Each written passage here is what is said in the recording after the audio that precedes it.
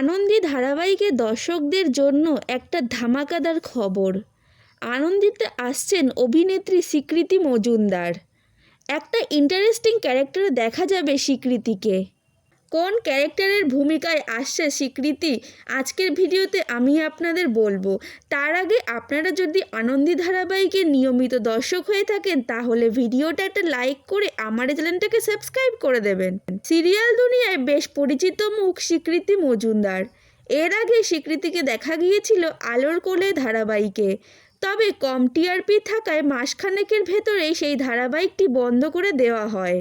তবে এবার জি বাংলার আনন্দীতে দেখা যাবে তাকে। স্বীকৃতিকে দেখা যাবে আনন্দী ধারাবাহিকে এক আইপিএস অফিসারের চরিত্রে। এই ধারাবাহিকে তার চরিত্রের নাম অমৃতা সরকার। স্বীকৃতি নিজেই সেই লুক শেয়ার করেছেন সোশ্যাল মিডিয়াতে। খাকি উদ্ধৃতে নিজের দুটি ছবি শেয়ার করে স্বীকৃতি ইনস্টাগ্রামে ছবির ক্যাপশন দিয়ে লিখেছেন, আপনাদের সামনে আইপিএস অফিসার অমৃতা সরকার।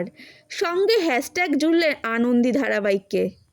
ইঞ্জিনিয়ারিং নিয়ে লেখাপড়া করলেও অভিনয়কে পেশা হিসেবে বেছে নিয়েছিলেন স্বীকৃতি।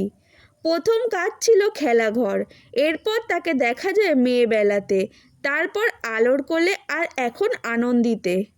স্বীকৃতির এই ধামাকাদার এন্ট্রিতে আনন্দী ধারাবাহিকটি হয়ে উঠবে আরও জমজমাট।